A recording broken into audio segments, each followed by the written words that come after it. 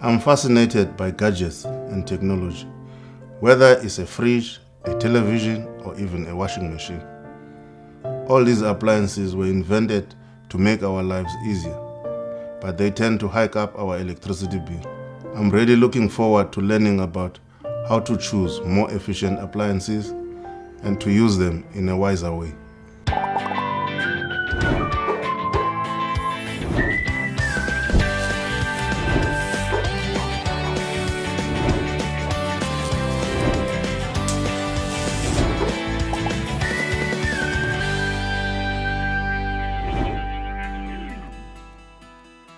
The first thing we did was an energy audit. So here we've got a selection of appliances just to show you how we're doing this, okay? So have a look at it. Which of these appliances do you think uses the most energy? Wattage. So, highest consumption, what do you think? I think my bet's on the blender. The blender. Yeah, my bet is on the kettle. Kettle. I say kettle. Kettle. Okay, so the next thing is to actually take the appliances, pick them up and see what the actual consumption of the appliance is. Oh. Have a look. 350 watts. That's 600. 600. 600. Wow. Oh, 600. 1,000. So the next thing that we're going to be doing is you're going to go around the house to the different rooms and actually go and look at the appliances in the room. We found out that we use about 20% of electricity just on appliances. We can definitely reduce this. I come from a culture where being well dressed and well presented is important. Also professionally, to me, it's also very important to be well dressed and well presented. I used to think that this means that I have to iron everything and wash everything frequently. It's clear that this is one of the areas that we need to improve on. What we've learned is that one of the ways of improving is always make sure that your washing machine is set on the cold setting, which means you don't have to heat your water in order to do your washing. One of the ways of saving electricity is to only use a tumble dryer during the rainy season and when you really need to. It means that you can always hang your clothes outside to be dried by the sun most of the time.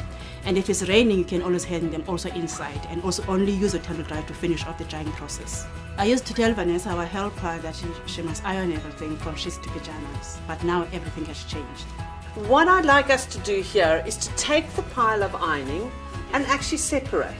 Make a pile of what is essential that we actually need to iron, and a pile of, okay, that we actually don't need to iron. Yeah, my pajamas. I don't really need to those have don't have pajamas. Wow, okay. Can you just make a rule? All my stuff needs to be ironed. No. No, that one does not need to be ironed. Look at it. This is great. So what we're finding here is that we've actually managed to reduce your ironing load by 2/3, and that you only need to be ironing this.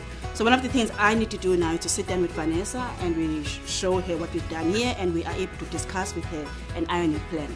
When to iron, how to iron, what to iron, so that she can be able to make those decisions herself. I love to cook, so I'm very excited about experimenting with new, greener methods of cooking. For example, such as this new gas and induction combined stove that I'll be using in future. I'd like to show you how an induction stove works. So you need to have the right pot, you need to have the induction stove.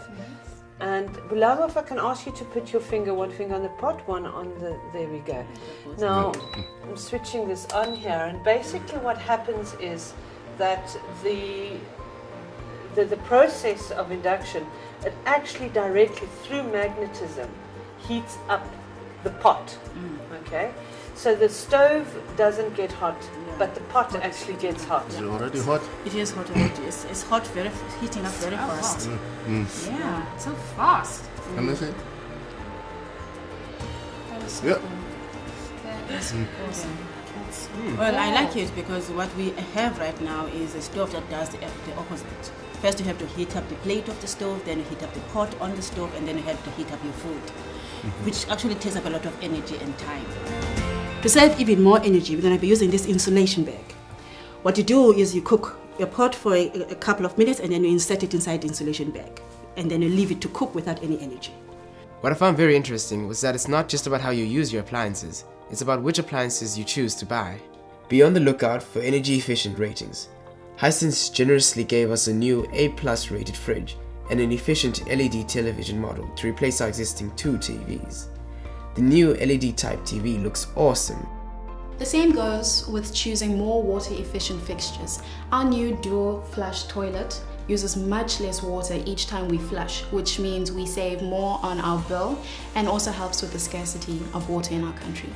From now on, I will look at efficiency and the long-term operating costs when buying appliances for my home. I'm excited to really share all of this with Vanessa. She plays an important part in this challenge since she uses the appliances in this home on a daily basis. You can learn more about going green on the My Green Home website and on Twitter